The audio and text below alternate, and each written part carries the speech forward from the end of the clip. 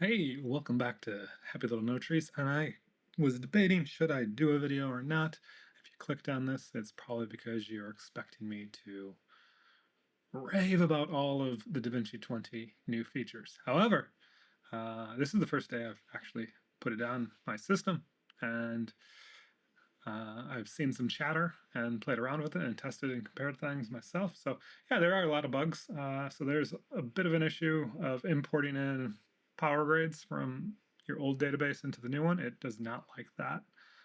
So rebuilding power grades from scratch looks like it's going to be a thing, as the power grades I normally use that you can see on this monitor. These are my base trees. They ain't working. And having to go through and change out all the DCTLs. It says that no, the DCTLs load, but if you go through and reactivate them, reselect them, it seems like it's doing all right. But the big news is, if you're watching this, you probably are seeing animated titles. Maybe, I don't know. It's a feature, not a flaw of the system, and I just haven't had time to deal with it. So the question is, for color, the big thing was the new AI mask. Now, I tried it. This is Magic Mask, and they say that it's better. It doesn't exist in Fusion from what I can tell, but you pretty much just, at any point in your tree, go down to Magic Mask, and it's AI Magic Mask 2, and you can select your image. Boop. Little dot. That's a pretty good selection of his head right there. And the tracking, I did this on a test project earlier today. I don't have the footage of it, but rendering, like, it worked great. It thought through everything, and we can see while I talk what it is doing. I mean, it's pretty good. Like, it's masking around her phone. It's got all of him going good as he just sits there and stares at her, bemiffed at everything. The thing that I noticed when I was using it this morning was it looked perfect every frame. But when you went to play it back or render it as a matte, every like 20 frames it would drop. But when you went to go look at it in the system, perfectly fine. So I don't know if that's just a me problem or you problem or somewhat problem, but yeah, it's a decent job tracking. I mean, Magic Mask has always been a thing. It's not like, yeah, they added AI to it. Whatever that means, it's augmented intelligence. It's an improved version of what they already had, which had problems, especially in the color beige. And so theoretically, it is now improved, hopefully. And yeah, let's just see. Let's just stop it there. And yeah, we'll see if it sits. So yeah, the clip that I was working on today, every other frame, it's doing fine. You can see it picks up right there, and that's good. The other big new feature that's actually pretty good. I'm not too. I know, as this is a beta, so there's bugs and all those issues. It's going to get better. They're going to fix these things, and there's really what you could say, no going back.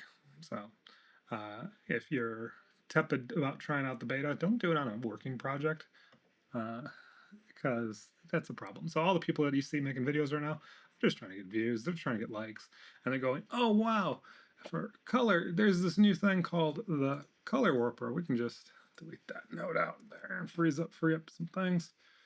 And the chroma warper, cool.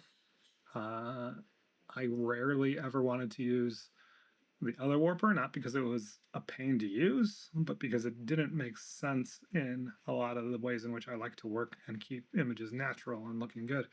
However, everyone's raving about it and saying this feature is insane. And so if we just pop that in, we're back to our S-Log footage going into OpenDRT. Yeah, it's some issue there on some of the, it's active. You can see that it's active, but it's like losing it. And I was having this issue on 19 too, so where the DCTL wouldn't pop up and populate in here. So I don't know if it's a me thing or you thing or who's the thing, but let's just go with JP249. It seems to be functioning. So the chroma warper, cool. We're here. It's showing us our image, and yeah, we can click it and do things to our image. You can see we're just pushing all those blue hues back towards red. You're kind of just tweaking their image, and it's just picking it and doing its thing. That's what it do. However, you've probably only seen people do test images where they've pushed the colors around, they've selected very hyper-specific things, and they've done the different things. However, I'm curious what's going on under the hood. And so, yeah, bringing out my friend, the RGB chips. We can go find that, hopefully, in here. It used to be in my note tree. Yeah. RGB chips, that's not it at all. That's poop, poop. Let's just, maybe you'll figure it out on the fly. Nope.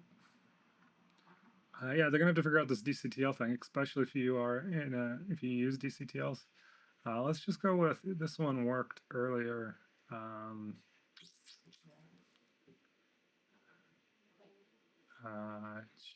Let's bring up cube identity generator. All right, so this is our cube. We have that going onto our image, and we're going to tell it. So now you can see we have a lot more going on in our image. We can actually blank out, put the cube, blanking frame with cube. There we go. So you can see on our scopes, a lot of magic is happening. This is a cube in between a pipeline. We can actually come back over here and just pipe this direct and turn off OpenDRT. And now you see we have our cube displayed so prettily in our scopes. It covers all of the colors of the rainbow to the fullest extent of saturation. So now we can turn contour off because I think I had preferential, yeah, a little contrast put in there. We can turn this on and go to Color Warper and click a button. We're just going to click right in one spot. And look at what it did to our scopes. Bam! Where did that all go? Where did it go? I didn't touch anything.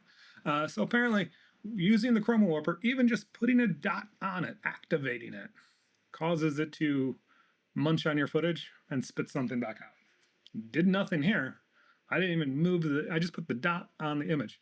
And you'd be like, oh, Greg, you put it on the blues. Maybe that's on the blues. That's fine. We'll put it on the reds. It doesn't matter. It's the same chippity chop out of my hue, cutting off those highly saturated blues. Why? I don't know. No, but when you just look at a single image that has limited saturation of colors and people push around and it looks cool, yeah. But this is what it's doing under the hood to your image. And it gets nasty. What I saw was if you add another serial node and then do something funky to your image, like just say brighten it up, add another serial node, and then do another thing right there. Every instance of Chroma Warper, we turn that on, is doing these gymnastics. And so every time you use this in your pipeline, you're slowly, without even doing anything, even if you're like, hey, I just want to, like in this instance, I just want to affect my reds. Put the dot up in there in the reds. We're going to just push the reds just softly and turn that on and off. And regardless of the fact that you only wanted to affect your reds, you just chopped down on what was going on in your blues. And you can go and turn that off over here, and you can see we get some of it back. But there is this re-chomping of the image every time you do it. Boom, little exposure bump, and then we exposed it, we want to warp it again. So if you use the color warper, I mean, look at this guy over here. It's like, oh, we're almost half gone. And you can see this on the cube over here. It is chomped, it is pushed. What is going on with that cube? It is not friendly, it is not happy. But that, if all you want to do is affect your reds and maybe make a small tweak to skin tones, bye-bye blues. I don't know. That is just my 2 cents. Maybe it'll get fixed. I don't know. I heard it's described as somewhat like a cam. as the functionality that's going on under the hood. And yeah, this DCTL problem is kind of annoying. That is annoying. And my footage is janky. Yeah. Because, oh yeah, we turned OpenDRT off over here, but yeah. So yeah, just putting that in there, we can see, let's see if we can cause, yeah, you don't see it necessarily here, but if we turn this off and then look back down, yeah, there's a small tweak. So it is chomping on your highly saturated blues. Anyways, that is my 2 cents on the 20 minutes I spent with Davinci Resolve 20 today. And yeah, it's beta. So it's a brand new frontier. And if you're watching, there might be animated captions here. But do think about backing up your databases. Do think about exporting your power grids, even though when I imported them, they did not import nicely, and they laughed at every DCTL that I had in them. And so, what else do you want me to say? But like, subscribe, do all those other YouTube things, and we'll see you in the next video.